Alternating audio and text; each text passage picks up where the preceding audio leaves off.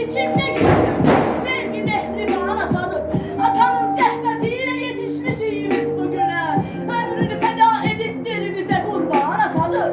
Kabaran elleriyle sıvan çekse başımıza, geçeceği ellerimiz dertlere derman atadır.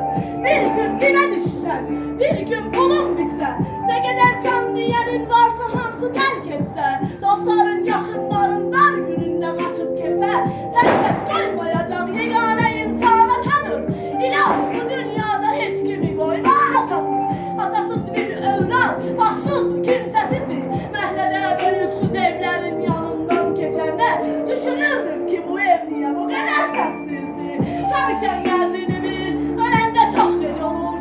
Diyesen geri gelerdin, derdini anlardı. O kadar genç yaşında gebre koyan bağır atası, diye kaçta olaydı.